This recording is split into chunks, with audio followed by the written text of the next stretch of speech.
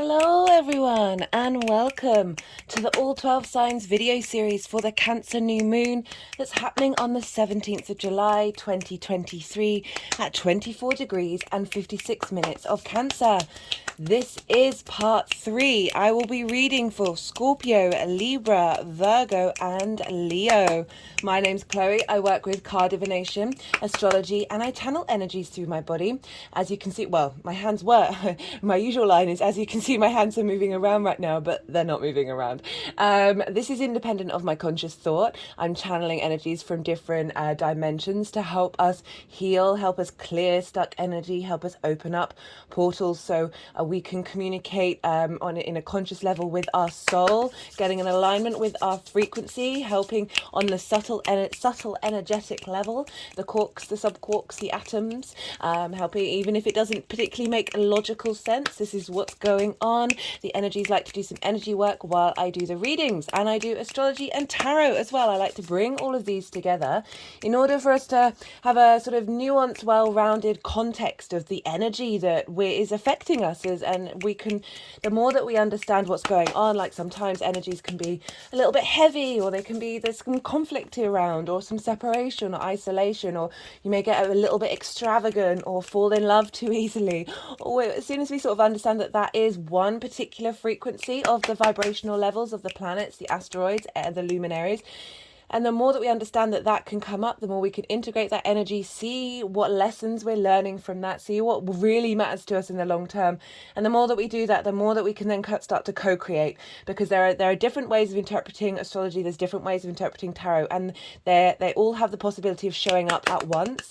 We live in a very nuanced, complex universe, as well as one that has lots of archetypes and is very simple in certain ways. Like, hold space for paradoxes, guys, because that will help you open up the magic of the universe, of that creator energy, and draw that within you. I mean, you already have it there. It's just we get blocked off in ways of thinking that help us mean that we can't necessarily be able to easily tap into the fact that you don't have to have all the answers, and that's okay. That's really okay. You don't have to have it all figured out yet. Magic is just science we haven't worked out yet. Okay, so as I said, I'm going to be reading for Scorpio, Libra, Virgo, and Leo in this reading. And those are all the social signs. And this is for the new moon in Cancer on the 17th of July. I've done a collective reading. I really recommend it. I thought this moon was going to be a bit of a doozy, right? So it's opposite Pluto in Capricorn.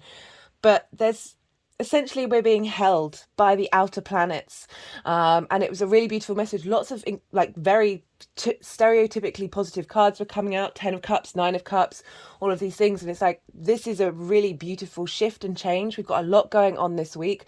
The nodes, depending on how you calculate them, there's two ways of doing it. There's the mean way, or the true way. Mean meaning average. That either on the day today, no, tomorrow, either on the day of the new moon or 2 hours after the new moon, the nodes are going to have shifted into Libra and Aries. And this is a big shift. And this moon is in Cancer.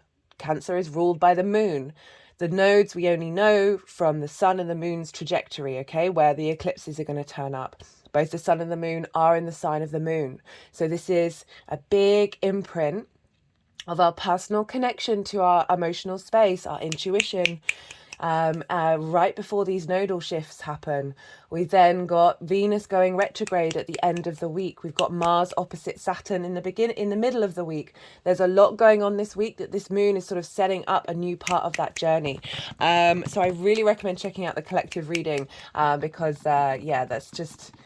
It was the energy I'd felt for the new moon was really lovely, and then I go and look at the astrology and I'm like, oh, okay, that could be on first glance really a little too much, but actually it's the messages that came through were really, really beautiful. Okay, in these readings, So I work with Hellenistic principles from the Greco-Roman period over 2,000 years ago in the way that I interpret astrology. But I also work on my own intuition as well and see what energies I pick up, see what messages I pick up from the planets and the asteroids, because we're constantly in a state of evolution. But what does that mean for you? Well, I use the whole house system. This means each sign falls in the whole of a house. I really recommend you check out your rising sign first if you know your time of birth. This is the first house where your ascendant is. This is the house of you. All the astrology will apply to the rising sign. So, say for example, Scorpio, if you have a Scorpio rising, the astrology will apply to you. However, this doesn't invalidate you going and looking at your Scorpio sun or moon, whatever other placements you have there. Just look to where Scorpio falls in your natal chart, the house that it's in, the themes of that house, and apply those themes to the messages that come through. It's as if that Scorpio energy has now moved over to the first house. So not only does it have the themes of the ninth showing up, but it's also how that ninth house would feel if it was in the first house. So the ninth house, questioning and understanding. Yeah, it would be, so I'm just imagining, where is Cancer? So it would be that, anyway. I think I'm trying to overcomplicate it.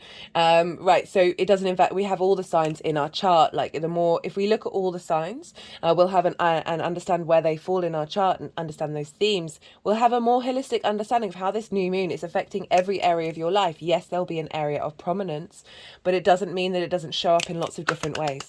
That's very much the vibe I always get with astrology. Is this can be simple and at the same time very complex. I like to focus in these general readings on you, right? The inner work. You are the most consistent thing in your life, from birth to death to the next one.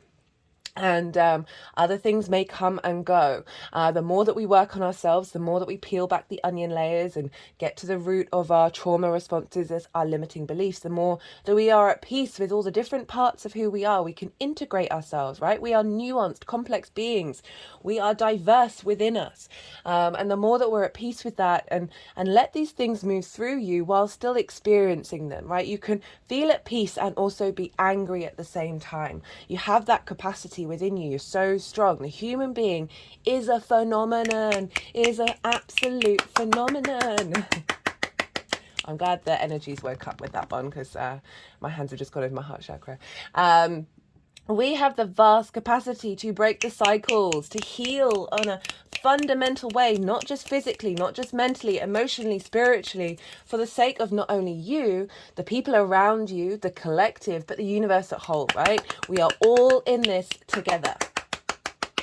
So I like to provide as much context as possible with this, get all the cards on the table, so we can then make informed, autonomous decisions about how we want to move with this energy, what's showing up for us, and how are we unfolding during this time. Because it's my personal opinion that the planets, the signs, the asteroids, all of the celestial bodies, including Earth, all of it, they're all in cahoots to help us evolve and grow and heal and blossom. It's just making me think like the lotus flower, which is a very spiritual symbol, and it only emerges this beautiful, crisp, clean, and all the petals, I can't remember off the top of my head, but I know there's a lot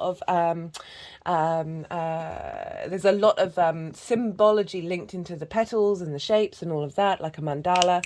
But it comes through the mud, it comes through the dirt, it buries itself in the depths, and it bursts out into life. That is what we do constantly, over and over and over again. It's a constant state of evolvement, and I really try and help you sort of understand what the energies are talking, how the energies are talking to you, and how that may how you can then work with it, whether it's difficult. I mean, enjoying the experience of the 3D reality, right? The more that we understand ourselves, the more, as I said, we change our vibrational frequency that's more in alignment with our soul. This means that we're drawing toward, the more that we sort of in observation of our mind, of our emotions, of absolutely every holistic part of us, that the more that we can sort of understand where these response mechanisms come from, the sort of less lessons that we need to have thrown our way. It's not that there aren't any lessons. They can get more and more nuanced and get those little threads that you might have missed. But it's the more that we're in that observation, the more that we're drawing towards us experiences that come from our flowering rather than up through the mud. Okay, they're both part of the human experience. We shouldn't shame either of those and find joy in both of those: the good, the bad, and the ugly. Because this is just a constant merry-go-round. I mean, this universe is ridiculous, right? Life is ridiculous and hard and difficult. I am in awe of all of you who are here and present, like just of the whole species. Like, this is just, I've always thought my whole life, like, this is nonsense. Like, I imagine where we've come from and what we're doing and how or any of this even exists. It baffles me, it bemuses me, it's a wonder. I'm in awe of it, despite the fact that there's so much chaos out there. But like, it's just a phenomenon. It's a true wonder, and that here we are with this new moon, helping get a reboot of our intuition, right? So the key message that came through was, we're instigating, we're seeding this energy of being able to navigate with our intuition from it that's more connected to our core, rather than having to go through the labyrinth of trauma responses and limiting beliefs before it comes out, and you get a little bit of misdirection as well as truth, right? We're trying to understand the truth of our intuition as best we can. Get our energy flow, our emotional energy chi in alignment. What else did I want to say? Thank you all for being here, new and returning viewers alike. It means a lot to me. I am so aware of how precious our time and energy is, and for you to be here with me in this journey, it is an honor and a privilege. Thank you so much. You empower me, and I am truly grateful for this experience. Right, the new moon itself, the chart, I will be putting up on the community page as well as on my Instagram account if you care to follow there, but it'll be up on the community page. I'll probably do that the day of the new moon, so that's tomorrow, and so you can get an understanding, because I'll be talking about, in each of the readings, I'll be talking about what's called the cradle. It's an astrological aspect made up of lots of different aspects together. We're essentially being held and rebirthed, okay? And that came up very strongly in the collective reading. Anything else? No, I think that's everything. Be good to yourselves. Be good to those around you. And most importantly, be well until we meet again. Scorpio rising. How are you doing, Scorpio? As I said in the introduction, for those of you checking into the Scorpio energy and it doesn't fall in your first house, look to the house that it's in, the themes of that house, and apply those themes to the messages that come through. Take what resonates, leave what doesn't. It's as if that Scorpio energy has now moved to the first house. So, regardless of whether this is your rising sign or not, Scorpio and Cancer trine one another. They are the same element. They are both water signs. They are both yin, night in nature, but they're different modalities. So, Scorpio, you're fixed. And Cancer is cardinal energy. Cardinal likes to instigate. Fixed energy likes to continue what is instigated. So this is a trine. This is an aspect of Jupiter. Very free-flowing energy. So they've got 2 out of the 3 main connections traditionally in common with one another. And this is just you understand where you're coming from. There's a flow. There's an ease. Jupiter likes to, and the trine, words. Jupiter likes, the trine likes to bring wisdom, elevation, expansion, cohesion. With that wisdom, we feel more confident in ourselves. We're able to just be in a bit more of a flow. This is a soft aspect. It's very, you don't need that much hard work with it, very free-flowing energy. And this is, with that wisdom, we then get that sense of abundance, luck, and opportunities, because we're not having to process so many different layers all at once. So we're just able to sort of provide elevation during this transit. So Scorpio rising. You have Cancer in your 9th house. This is the house of the gods. This is, for me, the key word for this house is perspective. This is where you explore your ethics, your morals, your philosophies, your connection to book religion, your connection to spirituality, nature, science, whatever it is that sort of frames the way that you look at the universe, the way that you look at this world, communities, and how you map yourself in it. So this is the sort of the big picture perspectives. It's also about higher learning. It's about mastery of something, either instigating, like taking a more advanced course, or finishing one, right? Or applying what you've learned. It's about teaching and learning, and all of this is about perspectives, because the more that we sort of master an idea or a thing or a skill, the more that we are able to find the nuances and find that go into more depth and share that experience with others. That's where the teaching comes in, by broadening your own perspective and then broadening other people. It doesn't mean they have to agree with you, but you're certainly bringing in different perspectives. It's also about foreign travel. This is about, as well as like going to a faraway country, this is just generally going to an environment and living there for a longish period of time. So not just like a quick holiday or a quick visit, in order to immerse yourself in that environment that is unfamiliar to you. And by doing so, you broaden your perspectives. So this is a wonderful new moon that's happening in your 9th house, Scorpio rising. This is trining your rising sign. Your rising sign is the first house, the house of self. This is how you embody your sun or your moon in your actions and your deeds, depending on if you've got a day or a night chart. It's your body, it's your appearance, it's your vitality, and it's your character. And it's often how other people see you. So they're going to see the embodiment of your sun or your moon, rather than perhaps see the sun or a moon clearly. It all depends on your chart. So it's very much your house. So you've got this new moon in Cancer at 24 degrees and 56 minutes.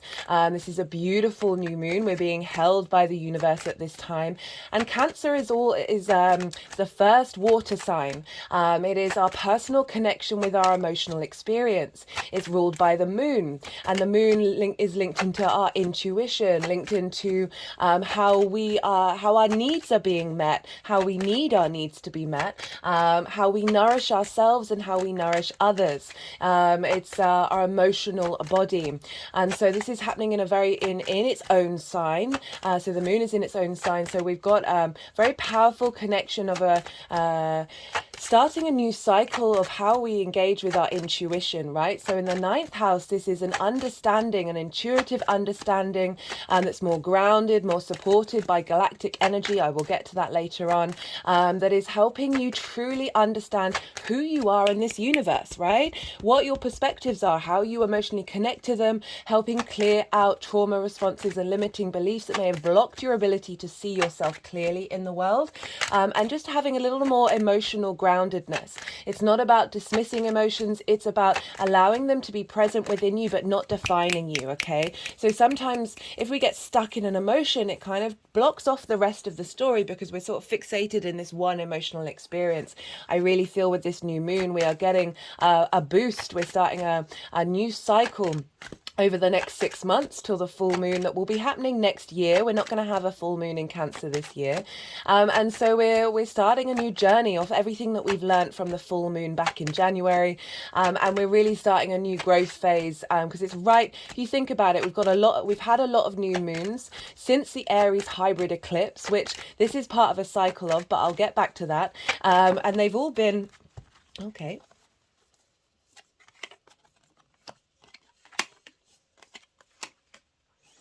So they've been at the later degrees of the signs, and this always means now with these current new moons that the period before the new moon is called the balsamic phase, and this is the darkest of the moon, and this is when the moon is really receptive of being able to let go of things in our unconscious mind. My hand is just sort of clicking around the head space and around the crown chakra, to the heart chakra, to the throat chakra, to the third eye, and now to the mouth. So really being able to interlink with our heart and our soul's true vibrational song that we want to experience, and that's helping facilitate our ability to begin again from a later degree, right? So both the sun and the moon have gone over nearly 25 degrees of Cancer. So we've learned, we've let go of things, we've had some clarity and vision of the sun, of what we've been healing and transmuting, and now we're starting right at the end of Cancer, a new journey of more of a maturer, detailed, complex understanding of our emotional responses with this new moon. Let me just say, and I forgot to mention, I am pulling cards for 3 piles. Sorry if I sound like I'm vibrating. It's they are tapping over the heart chakra. The first pile is sort of everything that we've been transmuting and learning and integrating since that full moon back in January. The second pile is for the new moon itself. And then the third pile will be how this energy is manifesting moving forward. Remember, this is a new moon. We're seeding energy at this time. We're starting a new adventure. So I talked about the Aries hybrid eclipse. That was the first new moon this year that was starting right at the later degrees of each sign. A hybrid eclipse happens once every decade. I really recommend checking that out. That the channeled message for that was incredibly strong, that we are entering this new phase of soul integration, right? So with that Aries that hybrid eclipse, so it's an eclipse, so it started a big new cycle with the eclipse.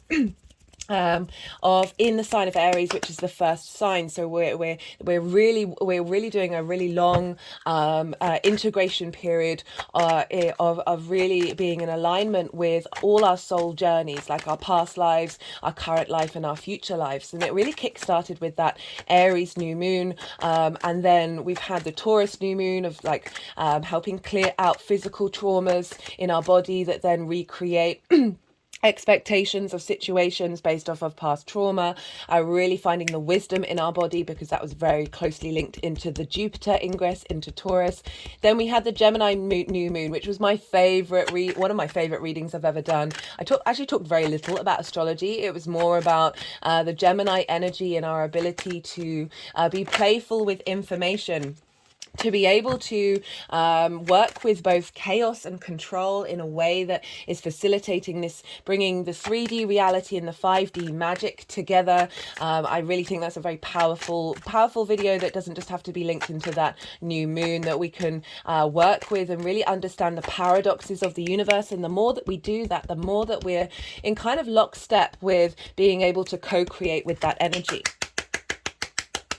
You know, Gemini is very playful energy. It's sort of, it's just the play and enjoyment of information. And now we've got this Cancer new moon, which is how do we feel about all of that? How do we feel based on our intuition, right? So I talked in the introduction about, for me, the way that I see a lot of us and collectively is that we're all intuitive.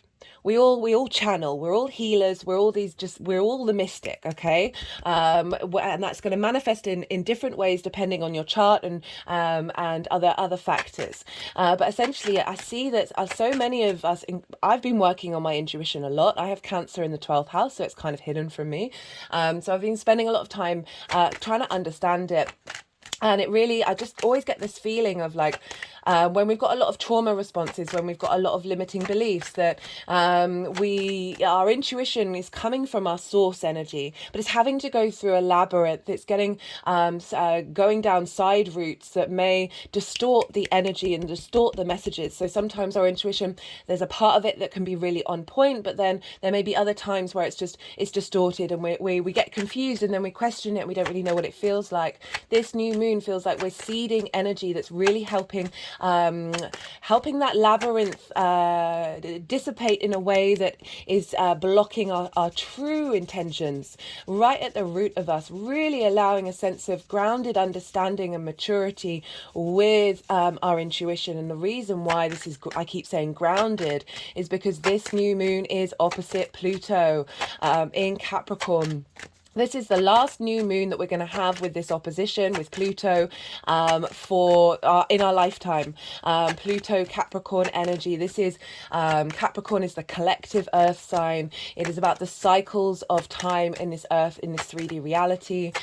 It can be linked into power and a dominion. We see that with the banking systems and hierarchy, but it's also about understanding the cycles of the human being in its relationship to nature.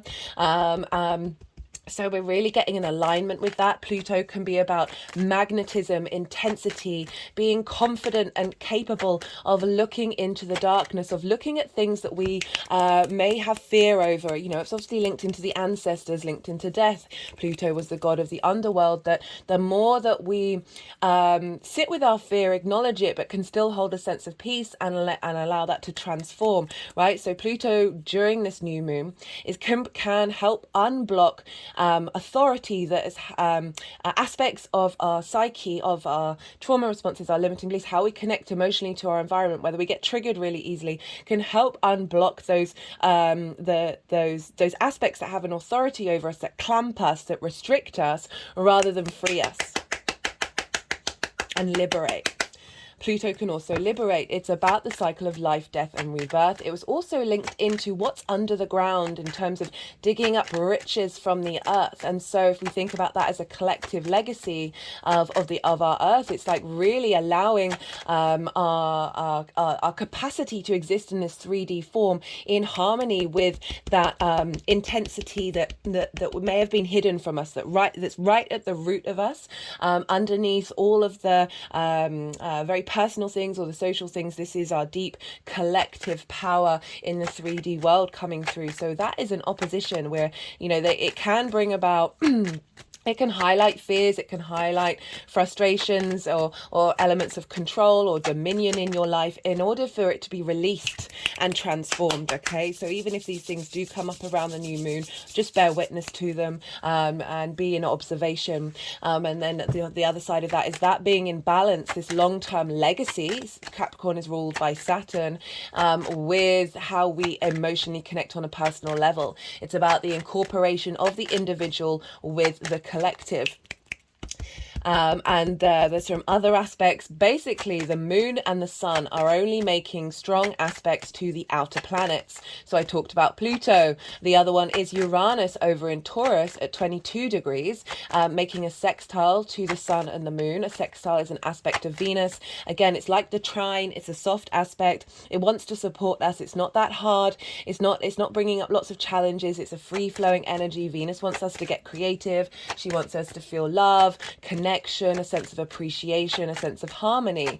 And so this is Uranus over in Taurus, which for you is in your one-to-one relationships, that is business partners, one-to-one clients, intimate friendship, as well as long-term committed romantic relationships. It's also about contracts. Uranus has been moving through there for a while, wanting you to be your unique self and not be not worry about what other people think about you, but that doesn't mean about, you know, running riot. This is just bringing in a sense of innate confidence in the fact that you are a unique being and you do not have to mold and adapt to others in order to support them and be supported by them.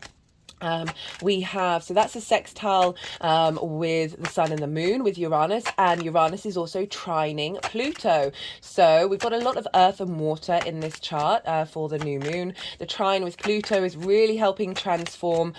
You have Capricorn over in your I meant to mention that before. You have Capricorn where Pluto is over in your third house of the goddess, right? So this is where we bring our big picture philosophies into our day-to-day and how we embody that connection to meaning. It's communication, it's our local environment, it's the things that we do, the washing up, the washing, walking to the local shop, doing something communicating on a regular basis. It's your embodiment of communication, so you've got transformation there.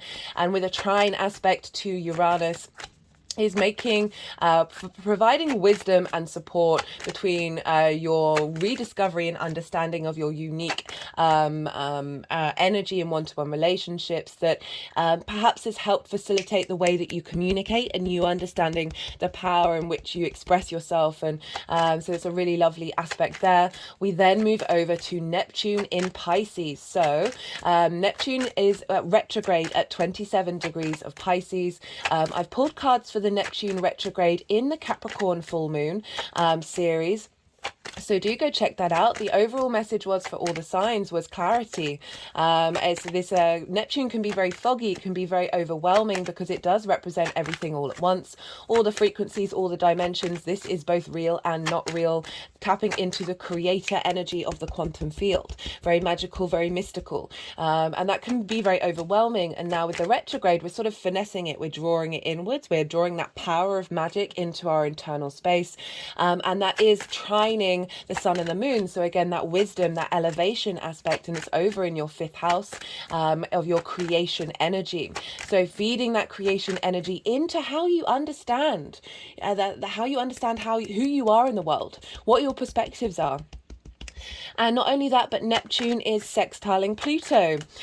So we've got that lovely creative energy, that sense of value and appreciation between your creation energy. This is your fun, your amusement, romance, short-term dating, children, but really like that spark of who you are, the thing that gives you a spring in your step. It's the house of joy. And that is feeding into Pluto of, okay, how do we communicate that? How do we express that on a day-to-day basis, right? How do I engage with magic on the day-to-day? And this is all forming what's called a cradle. So we've got an opposition here, then we've got a sextile, sextile, sextile, and then a trine, and then a trine. And this is forming what's called a cradle, where we are being birthed into a new dimension, right? A new engagement. One of the main cards for the collective reading was the threshold card, where we are stepping into a different framework. With that energy is being seeded for us to embody moving forward and cultivate over the next lunation cycles that we're going to have. We're building and building and building on this ever since the Aries hybrid eclipse. Speaking of Aries, well, we're going to have the nodes shift, right? So depending on how you calculate the nodes, this can either be the true nodes or the mean nodes. I think it's the true... Oh, I can't remember which way round it is, but either or, the nodes of the exact time of this new moon will have either moved into Aries and Libra, or they will do it 2 hours after this new moon, okay? But either way, the sun and the moon and Pluto are going to be squaring the north and south node for this new moon. It's either going to be in Scorpio or Taurus, or it's going to be in Libra and Aries. I'm currently looking at it as this last final bit of that Taurus Scorpio cycle before we're getting this new moon. That is, the sun and the moon are linked into the nodes of where the eclipses are going to be. But this powerful transformation of our intuition and finding the truth within that, and through that we're able to understand how to nourish ourselves, how to nourish those around us, have a sense of emotional stability. This is happening just at a very crucial point before the nodes are then going to change sign. And so squares are an aspect of Mars. This can bring about conflict, drama, and frustration, winning at all costs. But what I'm really feeling is the other flip side of that is friction. Without friction, we wouldn't be able, this linear time frame that we're currently this linear time frame reality that we're very consciously aware that we exist in would not exist without friction, without things rubbing up against each other and therefore creating movement. We wouldn't have time and space without that. So it's a very powerful manifestation, this square. And so we've got Pluto, the sun and the moon, for squaring these nodes, squaring the south node, finding deep intuitive understanding of what we've let go of, what we've purified, what we're familiar with, and then the north node of where we're headed, what we're hungry for, what we're moving towards. So deep emotional transformation and magnetism we're drawing towards us. Think about the High Priestess. That was one of the cards that came up in the collective reading, of this ability to know at your core that you're drawing things towards you that are meant for you, right? It's not about rushing around and taking action. You're more in your own power with your own intuition. And so the nodes are going to shift. This is a big deal. And we've also got this week, so all of this energy is seeding into this new moon. It's a very powerful new moon. We've got Mars opposite Saturn in Virgo. So that's happening on the 20th of July. And Mars opposite Saturn, this could be a difficult energy, because traditionally these are the two malefics, right? So they represent hard aspects, and hard aspects, you know, can take some hard work to get to and to bring into fruition. It's not the ease and free flowingness of the sextile and the trine. But wait, what was I saying? Oh, so Mars can bring about conflict, Saturn can bring about isolation, but I'm not getting that with this one, right? I'm really not, because this feels like we're able to find the motivation and understanding of the small details that we need, Virgo, to facilitate our long-term legacy of Saturn in Pisces, okay? So you've got a lot of drive, you've got a lot of commitment to the actions that you're taking. Don't burn yourself out on this day, but acknowledge that you have the capacity to keep going. Just give yourself some breaks if you've got something going on that day. We're going to feel it in the lead up and feel it afterwards, but this energy of commitment to your actions that are facilitating the combination of that Piscean energy of compassion and empathy with how do you facilitate healing, Virgo, both energies of wanting to be of service. And then on the 22nd or the 23rd, very early in the morning of the 23rd, depending on where you live, Venus is going to go retrograde at 28 degrees. This is so for those of you who've not seen the Venus retrograde series that I've done, I recommend it. The last time she retrograded in Leo was 8 years ago. She retrogrades the least out of all the celestial bodies. So when she does, this is a very powerful energy. She rules Taurus, where Jupiter is. So whatever's going on with Venus is affecting what's going on with Jupiter. Recommend that Jupiter transit video as well. And then whatever's going on with Jupiter is affecting Saturn. And so I've just done a Saturn retrograde series. So all of those I really do recommend. If you want an understanding, we're going to have not Mars. Mercury's going to go retrograde as well. We're going to have Venus retrograde, Mercury retrograde, Pluto's retrograde, Saturn and Neptune are retrograde, Uranus is going to go retrograde, Jupiter's going to go retrograde. We've basically got everyone other than Mars going to go, and obviously the Sun and the Moon don't retrograde, but we've got all of the planets other than Mars are going to go retrograde. So we're revisiting, we're going over, we're doing a lot here over this summer. This is a big sort of contemplation, revision energy before we then all start going direct, and it's involving a lot of planets. So this is give yourself time, breathe, meditate, do all these things, and just know that things aren't necessarily going to be go, but we are going to move forward. At some point. So I recommend those if you want a really full understanding of what this summer is going to be like, and the autumn as well. So we've got a lot going on, and this new moon is sort of instigating that, because as I said, the nodes are going to shift for the next 18 months, and that is really a shift in dynamic of what we're focusing on for us all. The nodal series will be the next one that I do, and so this new moon, it just feels very, very supportive, right? So I talked about those squares with the nodes between the Sun and the Moon and Pluto. So we have all those trines and sextiles in this cradle, but then we've got a square right at the middle of it, and this is providing structure for that baby to be held and also be able to take the motivation to step over that threshold. Look to where your moon and your sun are in your chart, okay? So this is going to add on, and the house that they're in, the sign that they're in, this is going to add on a layer of how this new moon shows up for you, that is just going to add a bit more personal energy to this general reading. And so that will just, help give you a little bit of an understanding of what's showing up on a personal level. The moon is leveling up Cancer, because so it's in its own sign. So this is why it's really potent. And then the sun is leveling up your Leo energy, where Venus is, right? So Leo for you is in your 10th house of career and life purpose. So this new moon as the sun is, you know, the consciousness of the sun, like the moon is its darkest. So this is when the moon is very receptive to what the energy that's being planted right now. If you're watching this after the event and you're worried, oh, I didn't set any intentions, right, it comes up anyway. I really don't feel like you're going to miss out. I was talking to a friend of mine the other day who isn't into astrology, but he's curious. So he asked me questions, and he's kind of like, okay, well, what has Cancer season been like for me? And he has it in the 9th house. Also a Scorpio rising, very appropriate. And he'd been traveling, and he'd been changing his perspective and thinking that he might want to go and live in a different country. And I was just like, okay, well, there it is, right? So this is someone who doesn't engage with astrology, doesn't do new moon intentions, and that energy was still around and still impacting him. So, you know, I don't ever want you all to think that you're missing out on something. You're not missing out on the energies that are being seeded. You're not missing out on the messages. You can, and also, like, you can still set intentions after the event. You know, it's all about intention, and connecting to that energy, even if it's not directly present in that moment. Like, time is everything all at once, guys. It's linear, cyclical, and everything on top of each other. So I do feel like you can tap into that energy when you put your mind to it. Okay, so we've got quite a lot of cards here.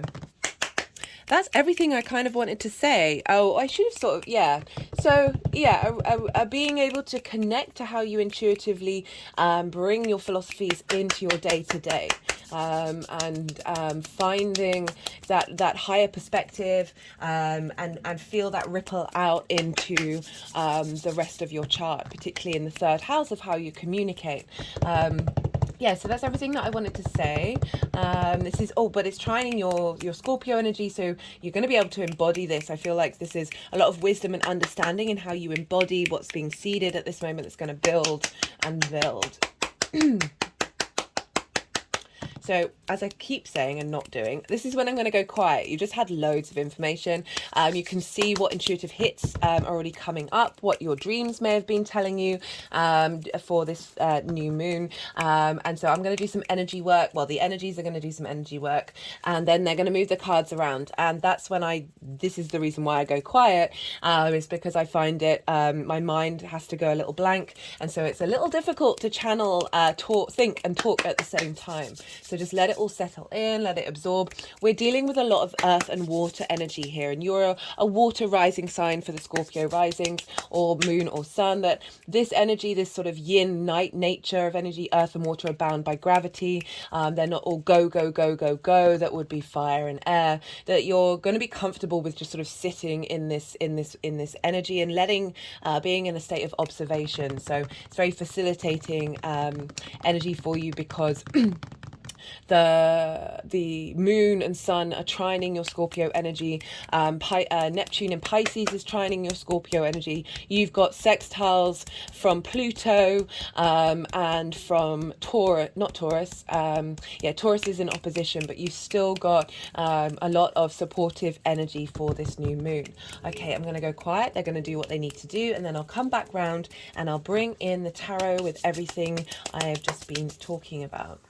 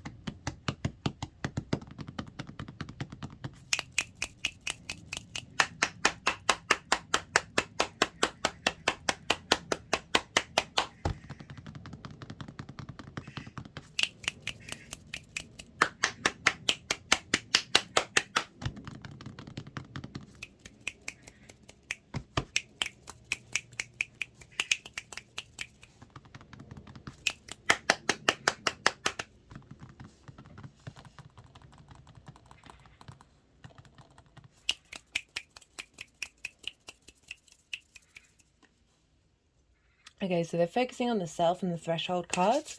These all, I read all of these out and talked about these in the collective reading, so you might want to go check that out.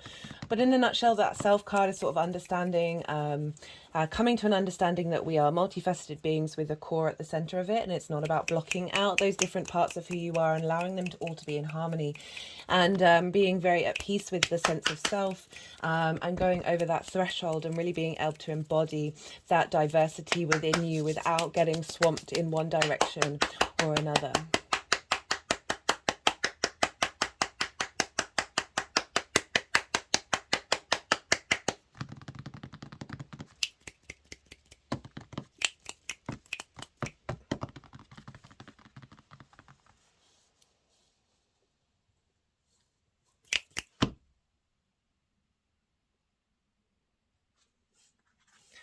Okay, so we have, you've been on a journey, Scorpio. So this is from that full moon that we had at the beginning of the year. That was a beautiful reading. That felt like allowing us to really do deep emotional healing without getting scared by the process, and it's really shown up in the cards that you've got. So you've got the 5 of Swords and the 10 of Swords. These are in the traditional deck. This is some really intense energy. There's no getting around it. The 5 of Swords is conflict, right? So it's because we're dealing with the 9th house. I feel like there's like a bully in your brain.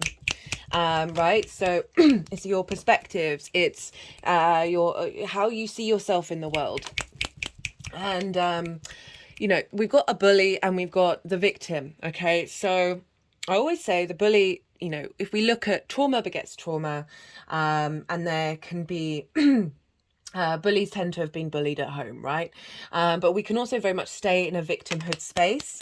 Both of these emotional and mental constructs of how we look at the world can really block us, and they can feed into, so our minds are addicts, okay? They're addicted to the hormones we produce from the feelings that we feel based off the things that our mind has been telling us. So it feels like there's been a dominant, I mean, you could be both of these things. Like it's like, I know I've certainly been here where my mind has been a bully and I felt sorry for myself. And then there's a feedback loop with that, right? It can be very hard to get out of. Okay, so this can be about blockages and conflict that you've had internally about how you see yourself, and there's a distortion here. It's very jagged energy. It's one of the most difficult cards, but it's minor arcana, so you know we can move through those. It's not fixed energy, and the cards are representing that you have been working on this. You've been in contemplation.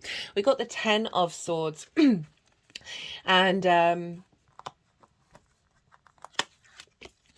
yeah, so it wanted to be reversed and then it went upright, and I'm getting the feeling like it's the 10 of Swords this side and then the 10 of Swords this side. Okay, so the 10 of Swords is about feeling stuck, feeling betrayed, feeling like your philosophies, your ideas, your constructs of who you are have betrayed you. You're immobilized. You can't move out around in the world. There is restriction, there is limitation. This is a very karmic card, and the reason why I say, I mean, all the 10s are pretty karmic, but this one in particular, because all these swords are along the spine, and we store so much karmic energy in our spine that these swords are blocking your ability to be for your energy flow, for those perspectives to really be in bloom, like I talked about in the introduction. And we've got the 8 of Cups, and this is about going on a journey, leaving something that is deemed comfortable, and going on a journey to climb the mountain in order to get a higher perspective.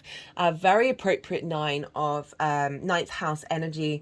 It's not just about, say you're living somewhere and it's ticking all the boxes, but there's something within you that like you need to go on a journey, right? It can be that, it can be a relationship that seems really good, but we're dealing with the 9th house here. And I always link this card into our love language, right? So the way, and that's not just about romance. This is the way that we interact with the 3D world, and this is based off our trauma responses and our limiting beliefs that come from a very, very early age and predate that from our soul's journey as well, but get re-manifested in this current incarnation of lessons that we need to learn. But difficult situations or ideas or constructs of who you are, that have, maybe have diminished you and made you feel immobilized and constantly in battle with reality, that being aware of, oh, that is a limiting response, that is a trauma response, but these things feel comfortable, right? So we're so familiar with them because they often happen around the ages 0 to 7, and then in our teenage years when our hormonal changes, that we have these very ingrained unconscious spaces. If you haven't seen part 5 of the Saturn retrograde series, in the introduction I did a channeled reading about the id, the ego, and the superego. Now the ego gets a lot of flack for things that the id is trying to bring into form, right? The id are our needs, and these needs can be distorted, and then they get rippled out into the way that we engage with the world. This is all about a spiritual, emotional journey that you've been on. And then it was like, then it wanted the 10 of swords to be up round this way. And this is, for me, resurrection, because all the swords are falling out, freeing the energy in your spine. But it doesn't mean that you don't still feel the wounds, right? There's still another part of that journey that you then embody yourself freely. And it's coming with the Queen of Cups, of saying, you've really been nurturing yourself despite going through these difficult times. You've really been in a space of taking care and seeking serenity. If you look at the Queen of Cups, she's incredibly serene. The waves are still. There are no clouds in the sky, rather than those jagged clouds over here. Her foot is turning into the ocean. She is so serene. She's becoming at one with nature. If you imagine sitting at the edge of the ocean, and all you can see is the ocean and then the horizon, and they're blending into one another. Your perspectives just zooms out, like you're able to sort of get that bird's eye view. She's incredibly psychic and incredibly intuitive, and she's cultivating that. So what I'm getting from this is, since that full moon, is you've been going through some difficult times, you've been working through some difficult constructs. It may not have been easy, but you've been really in dedication and in order of seeking that serenity. It doesn't mean that things don't go wrong around us, but that inner peace within us, and really, really spending time working with understanding your intuition as well. Right, because having Cancer in the 9th house, your intuition plays a key part in understanding reality. For the energy of the new moon. Now, what I really like is, so we've got Judgment and then Temperance.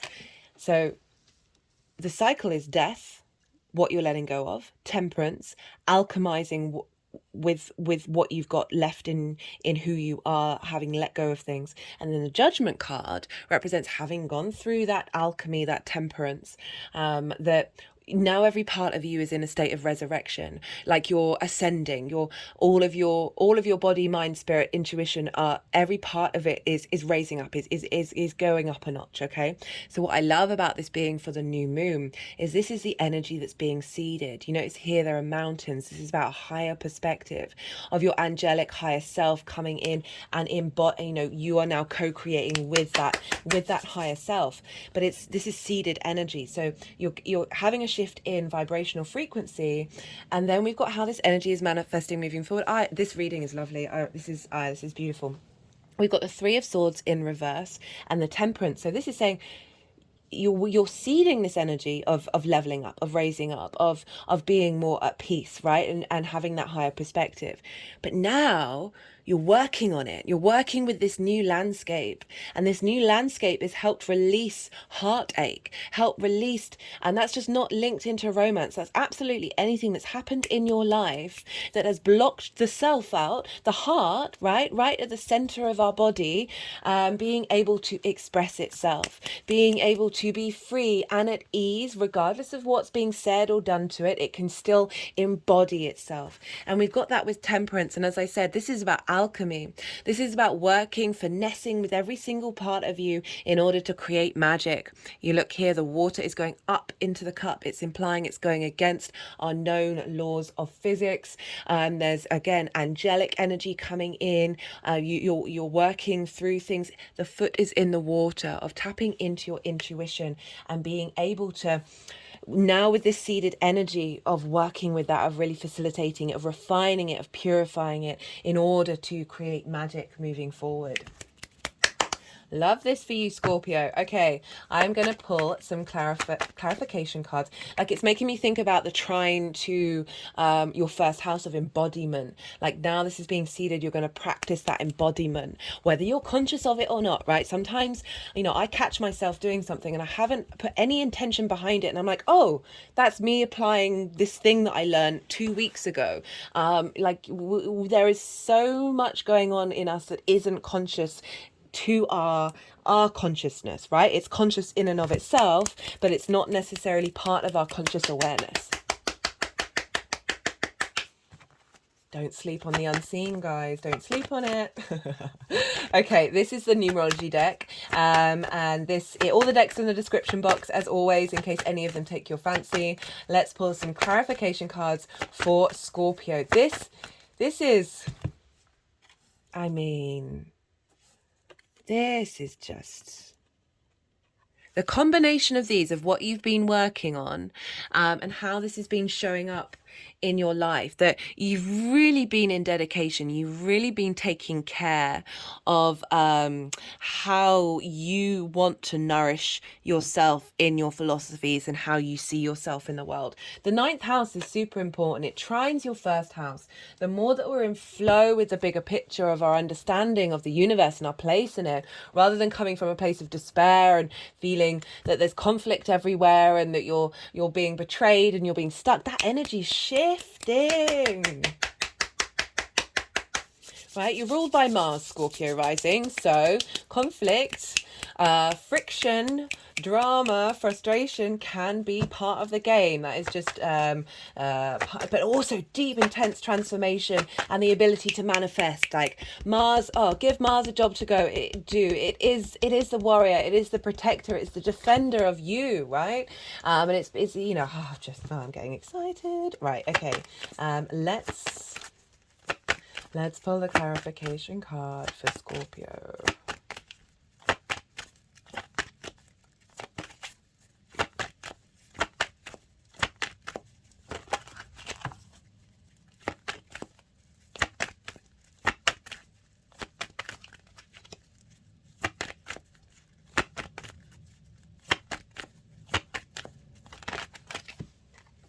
Nature. Okay, what's popping into my head, right? We are nature. The human species at the moment isn't in alignment with that reality, isn't fully in alignment with the cycles of time, with the fact that we are all connected, that we are part of a vast ecosystem, that us not thriving and not being connected to that brings about discord, brings about that conflict, brings about that immobilization and that destruction energy. That this is saying I'm really getting that your perspective and understanding, you're in flow, okay? You're in flow with the nature of the cosmos. Your intuition is being cultivated and nurtured by your understanding of that flow, okay? Spending time in nature, I really recommend it for everybody, particularly because we've got Jupiter in Taurus and Saturn in Pisces, of like finding that stillness, of connecting to nature. Listen to what nature's saying to you. The messages, the healing that can come through from nature that are facilitating this alchemy that you're engaging in over moving forward over the next 6 months. Okay, this is the First Light Tarot. This is Major Arcana, question cards, statement cards, and keyword cards.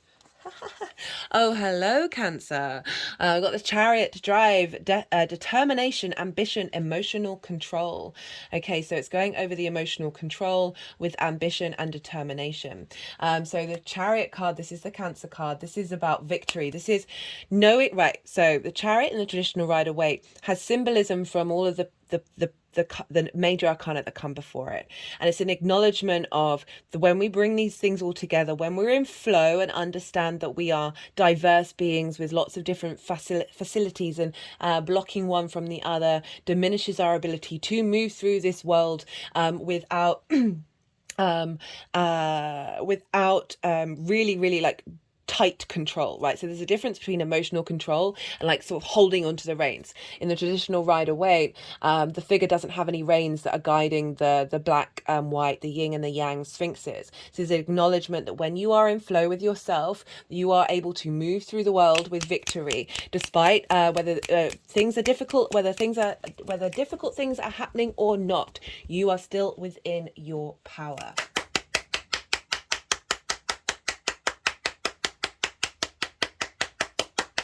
That was a really clear message, Cancer. I'm just going to pull one more card from the numerology deck. I just got a niggle that there's something that wants to come out. But that was a really beautiful reading. Thank you for being here with me. It is an honor and a privilege.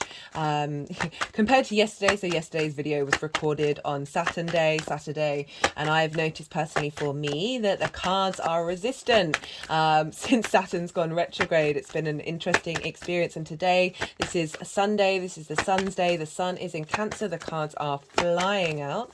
Well, they did with the tarot anyway. Let's see what final card wants to come out for you, Scorpio.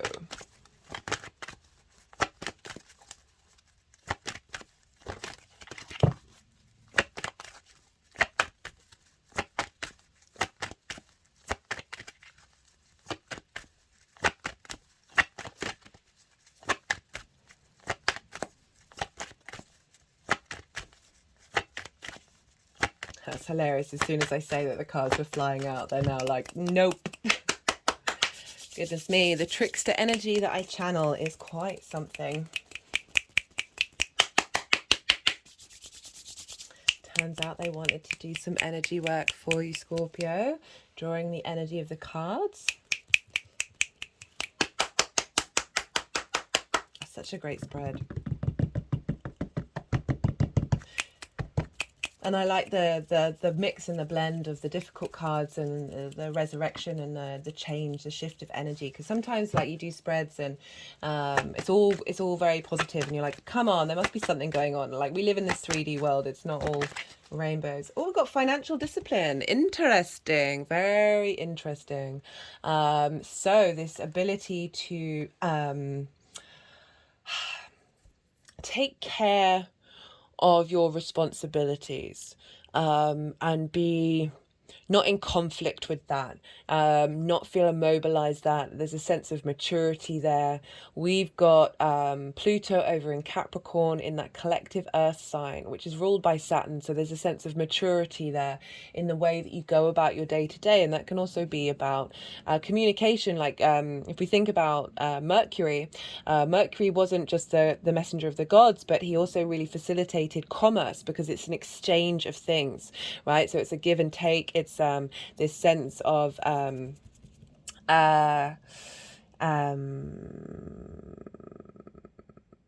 brain has gone completely blank. It's this sense of interaction, of communicating with the outside world that I like that the financial discipline has come up with Pluto being in that sign of like really getting you in balance of your long. So sometimes we can be not that great with our finances if we don't feel like we're part of this society or a part of this world. We can feel quite disconnected from it and not be able to think long term because we feel like we're on the outside.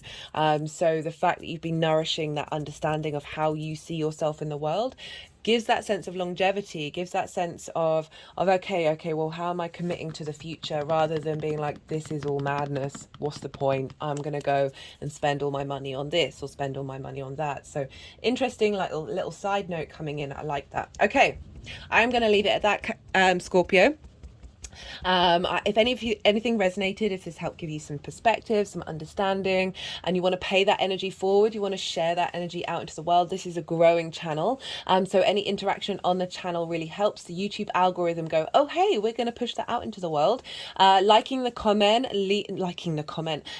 video, leaving a comment, even if it's just an emoji or this, tell me what sign you've been checking into.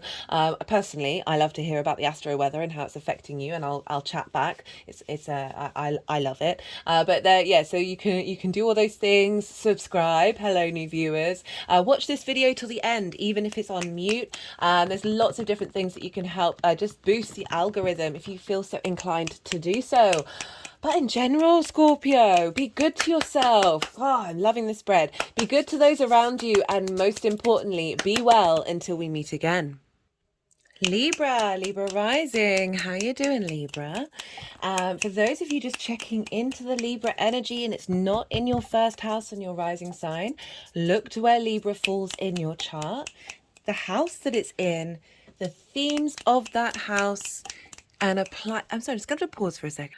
Sorry about that, Libra. I just plugged my phone in to make sure it's going to charge for the rest of the video recording, and it was just knocking against something else, and I was like, no, that needs to stop. Right, so look to the themes of the house where Libra falls in, and apply those themes to the messages that come through. Take what resonates, leave what doesn't. It's as if wherever Libra is in your chart has now moved to the first house.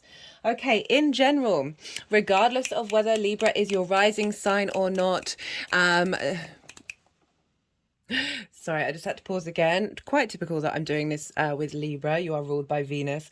That I noticed that because the cable really it knocks into my arm, that I was knocking the visual, and I needed to get that sorted. I do apologize. Right, so regardless of whether Libra is your rising sign or not, Libra and Cancer they square one another.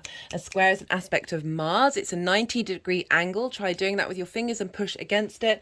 This can bring about conflict, drama, frustration, and winning at all costs. These are sort of the unintegrated martial aspects, but it's also friction. Okay, so squares, they're a hard aspect. They can just take a little bit longer to get going. They can involve a lot of effort, but it's manifestation, right? So friction, without friction, we would not, this linear 3D reality that we're very consciously aware of wouldn't exist, right? We need those quarks and atoms all bumping against one another in order to create friction that creates movement that then creates time and space. So square aspect is big manifestation energy. This is really facilitating a shift. Oh, hello. Okay, I wanted to put the Magician back. Really facilitating a shift. We'll see if he wants to come out again. In creating, right? So, like squares can be more action-based, which is funny that the Magician came out. That is about, you know, being able to take action in the world. Right. So for Libra rising, you have this new moon in your 10th house.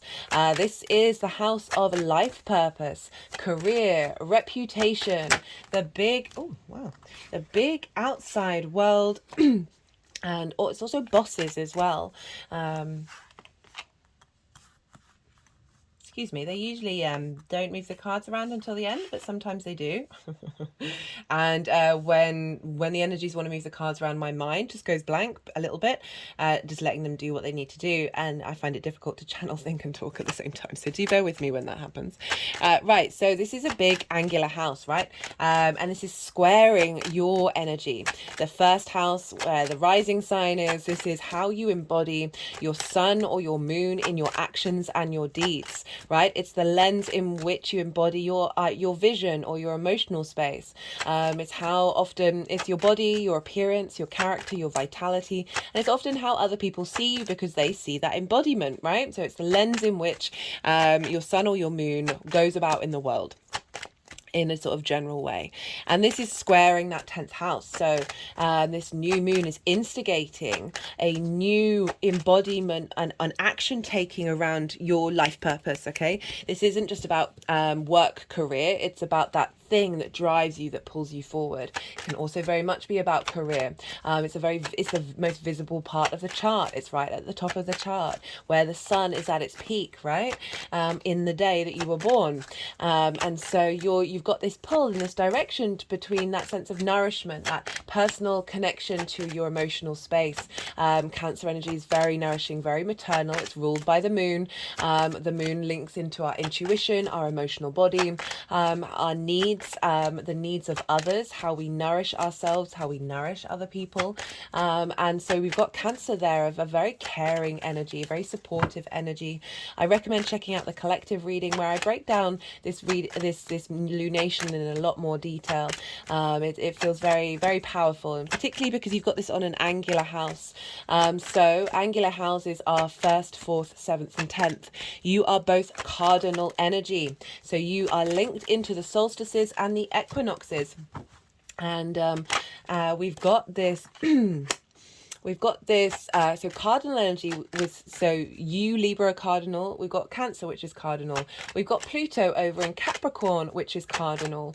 We've got a lot going on. The nodes are moving into your signs. This is a this moon, the card, the reason why the square can be difficult with one another is because they're different elements. You are yang, day in nature, Cancer is yin, night in nature, but you're both the same modality, so you both like to instigate and start things. So can be where there's butting heads, where you both think you know which direction you're going in, you both think you know best, and it's about being able to harmonize that ability to be that social warrior that you are, Libra, with your intuition. Okay, so really being able to, that 10th house of understanding where people's needs haven't been met, where they need to be nourished, that is in bringing about social harmony.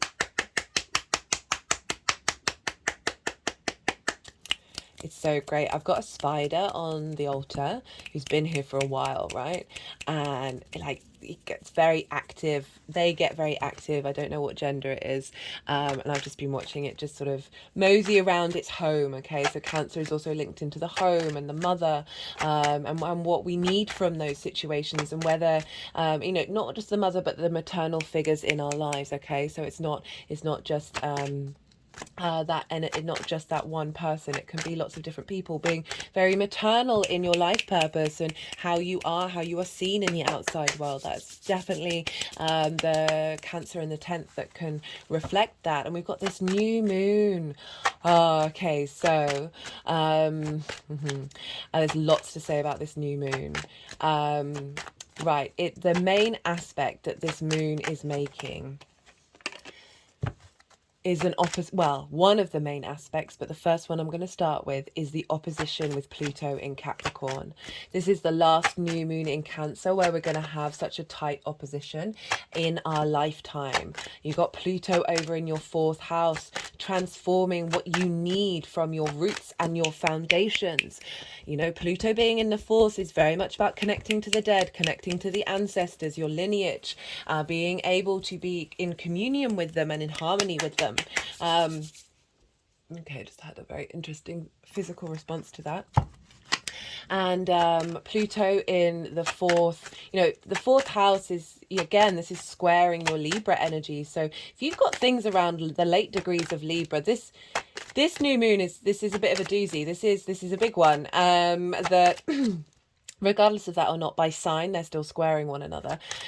Your 4th house is your roots and your foundations, your lineage, your ancestors, your parents, the roof over your head, and your private life. So Pluto moving in there is really helping you transform whatever little niggles that weren't quite right. Okay, Pluto is about fear and control, but it's magnetism, power, intensity. There's a sense of not only highlighting fears that aren't there, that we are coming to grips with and being at peace with them, but also, it can, for this new moon of your life purpose and direction, instigating a new connection with your intuition and how you need your needs to be nourished in regards to your life purpose, right? It's not just about everybody else, it's about you and everybody else. That this Pluto opposition can bring about highlighting an imbalance with your career and your home life. It's not really the vibe I'm getting. I'm getting what, like old trajectories. Like Capricorn is a collective earth sign. It's our long-term legacies, right? Those big cycles of things really down, right down in the ground that have been blocking us, especially in your foundational house. Like it's the bottom of the chart opposite the highest point. That Pluto is helping reveal any power dynamics, it can be obsession, can be intensity, can be control that may have come about in your fourth house, in your home, whether that's ancestral stuff, past life stuff, your family situations that have been recreated in your current existence, whether that's with a partner or people that you live with. These may all come up during this new moon in order to be transformed, right? Pluto also was linked into digging things up from the ground, okay, riches from the earth, minerals, precious metals and stones. And this is about what we're able to then dig up that was hidden from us, that is part of our long-term legacy, okay, that's going to be established in the foundational part of your chart. So this is beautiful. We've like the main aspects that this moon is making are to the outer planets. So we've got, as well as Chiron and the nodes, okay? So we're not dealing so much with the personal planets. We're dealing with collective galactic energy. So these outer planets, they're the furthest away from the sun. So they're not solely linked into the solar system, but they are also leaning towards the galaxy, this integration with the galactic energy. So we've got the sun and the moon opposite Pluto over in Capricorn. We've got Uranus over in Taurus, and Uranus has been there for a while at 22 degrees of Taurus, sextiling the sun and the moon. A sextile is an aspect of Venus wanting to bring harmony, creativity, a sense of value and appreciation to this new instigation seeded energy that we're putting in, and this is facilitating so that's in the 8th house, Taurus, for you Libra rising, and that is a give and take between you and the outside world. Jupiter's there as well, but that's not making a major aspect to this moon, but it's still influencing it. That Uranus really wants you to be able to be yourself without seeking things from the outside world, without being reliant and dependent, or thinking that you can't be yourself without needing this and this. Uranus wants you to be free, wants to be able to truly embody your unique individual form in the way that you express yourself in the dynamic between you and the outside world. So it's not just the big outside world, but it's like your relationships. It's how that relationship dynamic shows up. Time, money, things, energy, intimacy, and all of those things. And this is providing creative appreciation and value of that give and take between you and the outside world with this new moon starting in your life purpose energy. Okay, so not only is Uranus sextiling the moon and the sun, the chart will be up on the community page as well, so you can just sort of get a visual of it while watching. But also will be trining Pluto over in your 4th house. So really navigating and transforming control or power and your personal intensity and magnetism and authority that you have, like that power of who you are in your foundations, feeding into this ability to break free, break your chains, break chains. Like Uranus for me is the breaker of chains, the clearer of paths, right? So any habits, any limiting beliefs around the give and take between you and the outside world that's been blocking off your ability to shine and tap into your intuition in terms of your life purpose, that this is getting transformed here, because we've got a trine, an aspect of Jupiter. This is another free-flowing soft aspect, so this is very helpful aspect. With the sextile, they are both the same, they're both yin night in nature in terms of this particular sextile, but they're different modalities, they're different elements. It's brainstorming. With a trine, both the same element, both the same, whether they're day or night, but different modalities. So this is when there's an ease and a free-flowing information with that trine with Uranus and Pluto. Let's move over to Neptune. So Neptune is in Pisces, and Neptune is sextiling Uranus over in Taurus. Pisces is how you work, right? In the 6th house, this is work, health and routines, right? It's the 2nd house are the tools you have in order to make your money. The 6th house is how you work, right? The lens in which those tools are used. The 10th house, which is your career, is that guiding force that pulls you forward. And so the 6th house, where Pisces is, Neptune's retrograde. I recommend checking out the Capricorn full moon video where I pull cards for the Neptune retrograde. And so that might give an understanding. We've got Neptune retrograde at 27 degrees, sextiling Uranus. It's a bit of a wide sextile, but it's still there.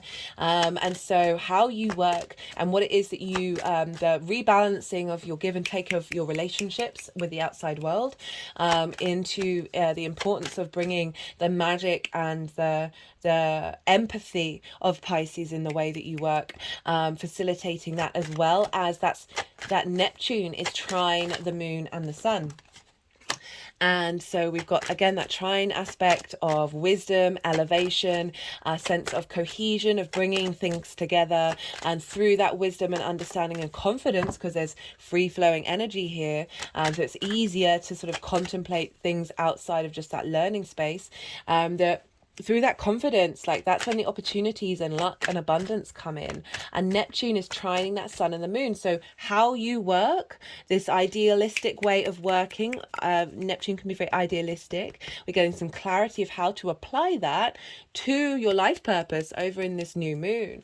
Love it. Neptune is also sextiling Pluto. So we've got trines and sextiles here. So very free-flowing energy, very supportive energy. Neptune and Pluto, of how you work, getting that in alignment with the transformation of your foundations.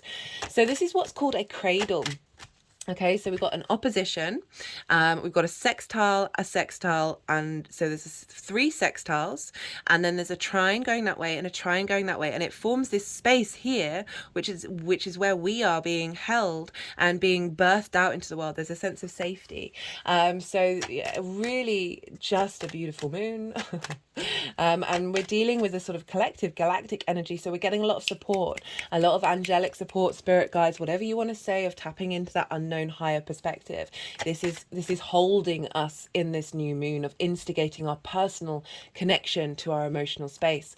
Not only that, but we've got Chiron over in Aries, and this new moon is squaring Chiron. So we're being able to heal wounds in relation to our one-to-one relationships, business partners, one-to-one clients, intimate friends, and long-term committed relationships. So we're really helping release any blockages that we may have had around that, that may have stopped you being able to fully embody your life purpose, like that glowing light within you. We've also got a square between the sun and the moon and Pluto with the nodes. Now, depending on how you measure the nodes, there are 2 ways of doing it. There's the true node and there's the mean node.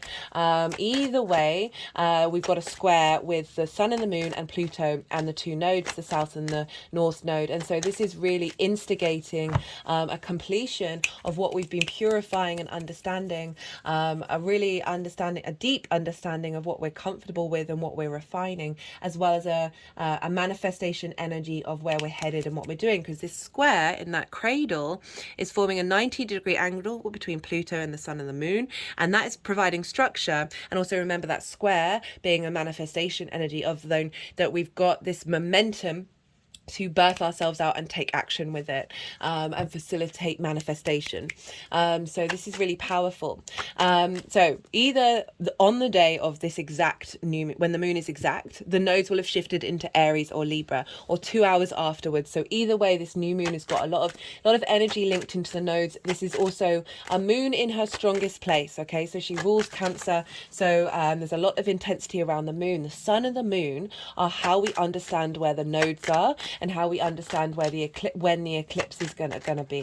And so they're both in the sign of Cancer, which is ruled by the moon. So we've got a lot of moon eclipse energy. The nodes are shifting into Aries and Libra, into your signs. This is a big shift on this day that's going to happen, and we're going to then have eclipses in your signs. We already had a hybrid eclipse in Aries, okay?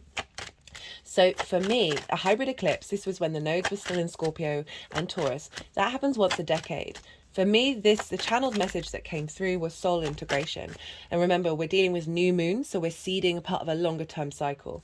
So that very much felt like a bringing together of our past, present, and future lives, that they're more in lockstep with one another. And each new moon since then has been building on this integration. And this Cancer new moon is squaring that original eclipse in Aries. That's like the first eclipse in this cycle that we're shifting into over the next 18 months. The next transit I'm going to do is going to be for the nodes. So Libra, you might want to check that one out because this is happening in your sign. We have eclipses. So the last cycle has been Taurus and Scorpio. We've had eclipses in Taurus and Scorpio. If you may notice that when we've got moons when we had moons in Aquarius and Leo, so that was squaring those eclipses, again, that manifestation that's when things tend to show up. That's when it's got a bit more bang to its buck, a bit more punch, right? And so when we have this Cancer new moon is squaring that initial Aries hybrid eclipse new moon. So this feels very powerful, that this is the next stage of the manifestation of this soul integration, where we're going to be able to exist in this 3D world with 5D perspectives,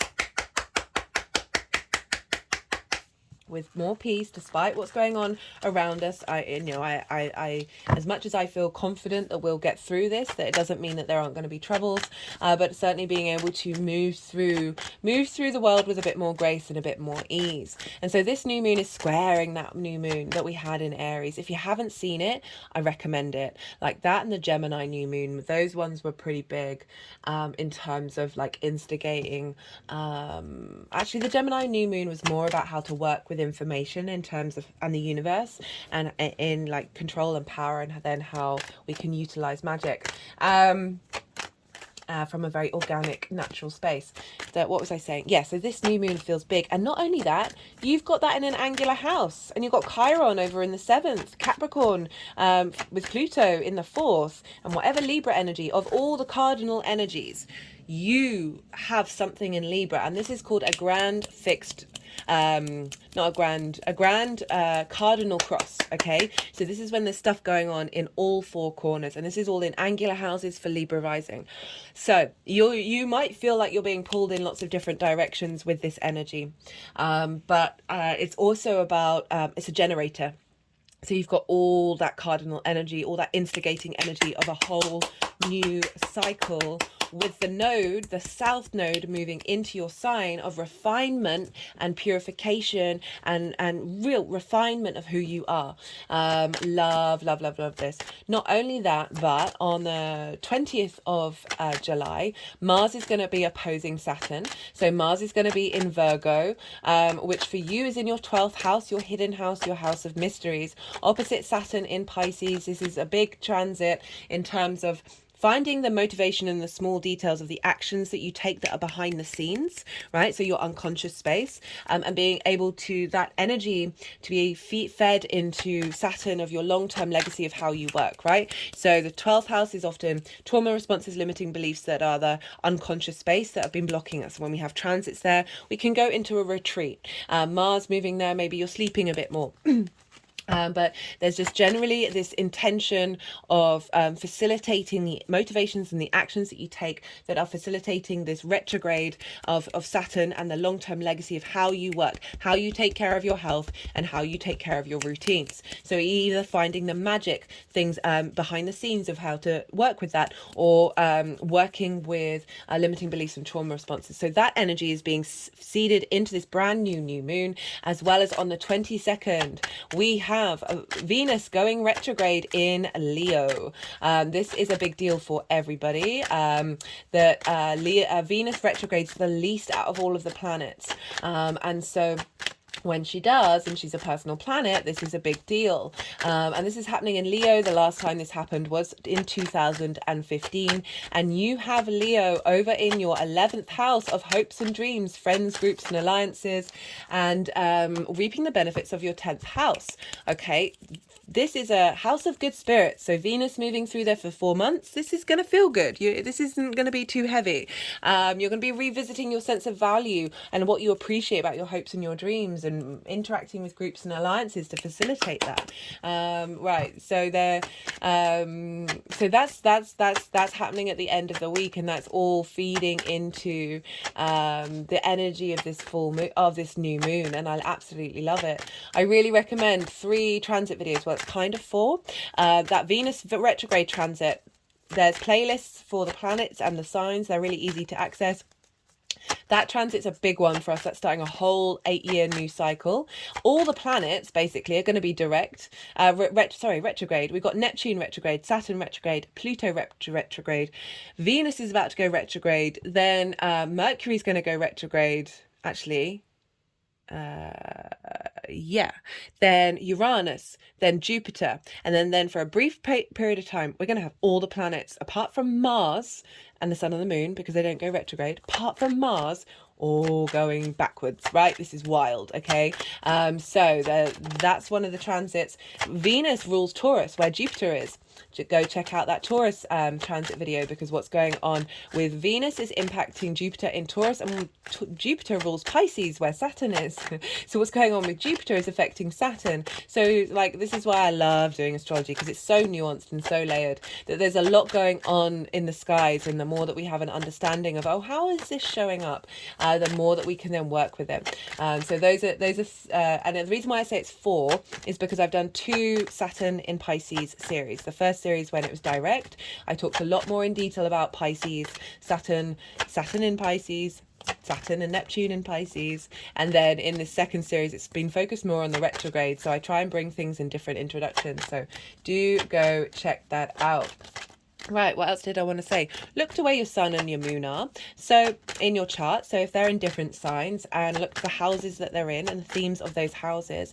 And that may bring up something in relation to what this new moon is going to be about, okay? And so what you can work with, as well as, so the moon is leveling up Cancer. Wherever the moon is leveling up Cancer. And so this is already quite a direct action with the moon and Cancer. The sun is rules Leo. So what's going on with the sun in this new moon is impacting Leo. So you have Leo in your I just mentioned it, in your 10th house of your hopes and dreams, friends, groups and alliances. So this new moon is really not only and reaping the benefits of your 10th house, not only facilitating your life direction, but also opening up space for you to be able to hope and dream. Okay, that is everything that I wanted to say.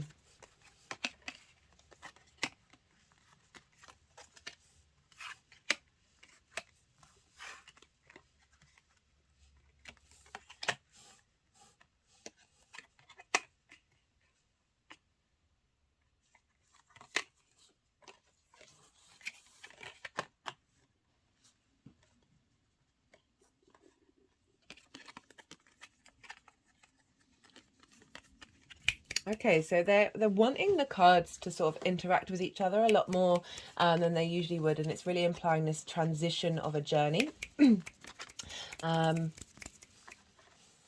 So the first part of this transit is, so this is from the Cancer full moon that we had at the beginning of the year.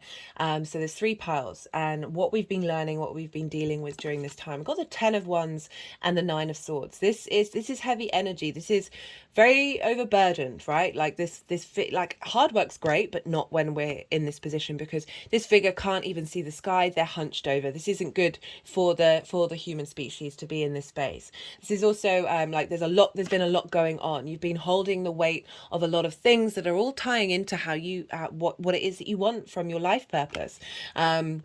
And we've got it with the 9 of Swords, which is about anxiety, worrying about things that you can't necessarily control all at once. Look at all those swords all on top of each other over your head, sleepless nights, anxiety, not being able to see a way out. But you know, there's I always recommend with this one, look to the roses. Try and find in that moment something that can make you smile, because this is a very heavy energy. So you've obviously been putting in a lot of commitment and work to your life purpose, okay, and the direction that you want to be headed and how you want to be seen. But there's something else going on here that's saying, okay, well, there's been a lot of anxiety of whether it's all going to be pulled off, okay, and there may be other factors in your life that haven't necessarily been facilitating um like you really being able to embody what it is that you need from your life purpose. I know, Libra, in a lot of the past readings you've been getting the Nine of Pentacles, which is about this individual wanting to be independent and create their own abundance. And this is kind of saying, look, you've been trying to do that, but there's been other stuff going on that's been blocking your ability to fully embody it, and this new moon is helping like really release a lot of that. And we've got it with the Two of Swords, that when it's upright like this is like there's two opposing forces that have you in this space of pause, that there's it feels like there's been some duty and responsibility that has meant that you haven't been able to think beyond what you've been doing.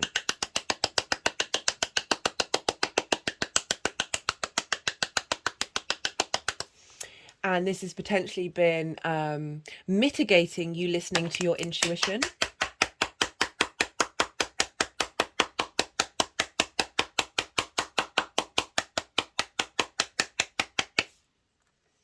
And then this card wanted to sort of move over here and go upright, but so we've got the Eight of Wands. So this is for the new moon itself, and so it's the Eight of Wands with the Three of Wands, and the Eight of Wands wanted to be sort of halfway over either. So it's implying that there's been some shifts in the lead up to this new moon, as well as what this new moon is then going to offer. Okay, that your situation's changed and shifted. Like there's been big momentum, big movement. This is one of the fastest cards in the deck, and this is just like allowing you to be in the process of it, right? You're not, we're going from this sort of stuck, slow energy to something's gone, go in your life. It's really cleared up a lot of energy that's been holding you in this space, having you feel heavy and stagnant.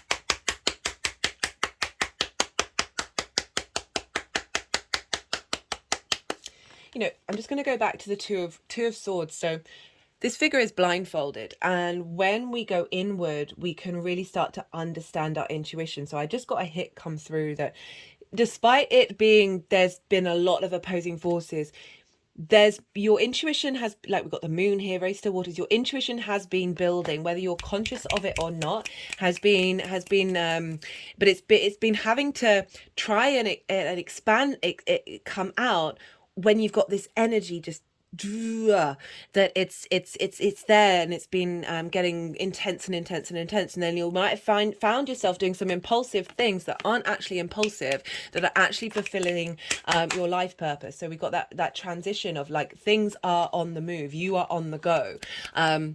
And we've got this new moon. The energy that this new moon is bringing in, is seeding, is the Three of Wands. I love this for you. This is, you know, I was talking about that independent energy of the Nine of Pentacles. The Three of Wands is like, you're in dominion, you're in command, right?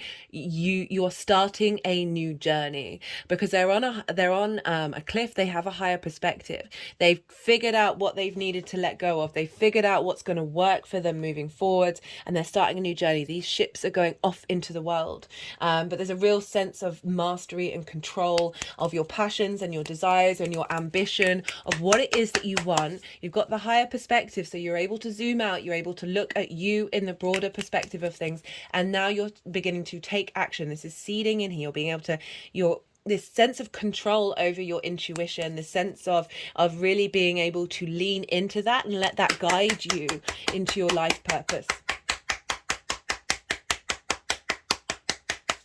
For those of you who are already in the career that you want, this is a sense of moving through this very overworked, anxious burden of what was going on with work, and shifting of like really being in control. Like even if there's all of this, right? Even if there's all of this, you're this. Like, you know what you're doing. You've gone through that process. When we go through a really heavy work phase, we're then more confident and we can handle it. We know what we're doing. We're not learning of how to manage that. We've already learned that, and now like you're really able to see the ocean for the river. I was trying to think like the wood from the trees, but there's a wood from the trees. See the ocean for the oh, my brain. I think you'll understand what I'm saying.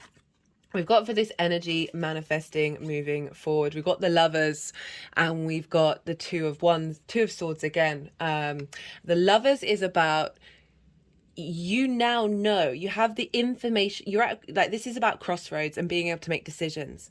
It's the integration of the masculine, feminine, and spirit. You see here, it's a mountain. We've got cliffs and mountains. These represent being on higher ground. Or on the cliff is on the higher ground, like you're confident. The mountain is about a higher perspective. That this is a Gemini card, so this is about you being able to understand the information that's coming in and being able to make decisions that are serving your life purpose, your career, your direction in the long term. And it's with the Two of Swords now in reverse.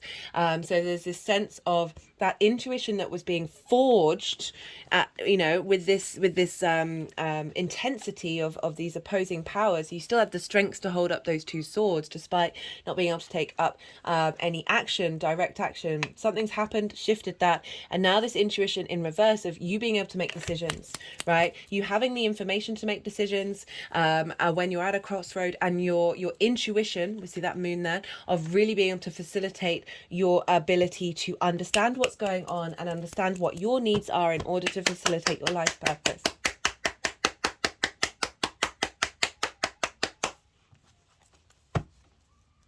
Okay, I'm going to pull some clarification cards.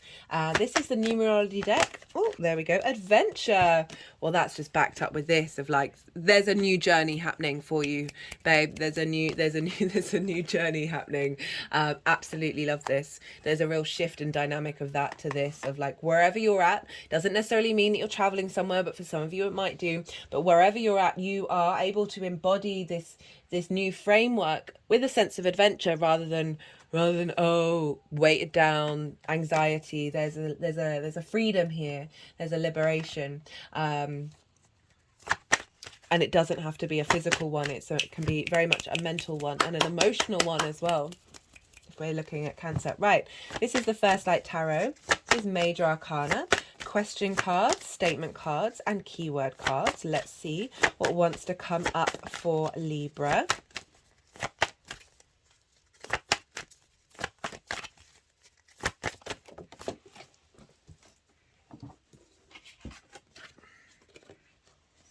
Got energy and flow. So something has shifted. There's been a block, a weight, and this is you've been working on this, but there's been a lot. I'm getting a vibe that there's been a lot. And you're able to shift from this dynamic into a new one and really be, embody this this sense of flow.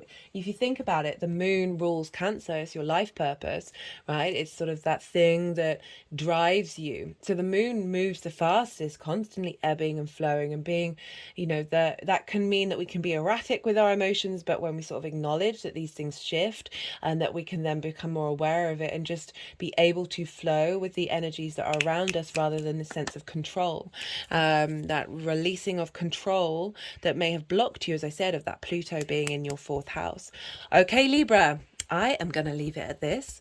I hope this resonated, and if it did, if you feel like this gave you some perspective, some understanding, some empowerment, this is a growing channel. There are lots of things you can do to pay that forward in order to help the algorithm go, okay, we're gonna spread this out a little bit more, make it more accessible.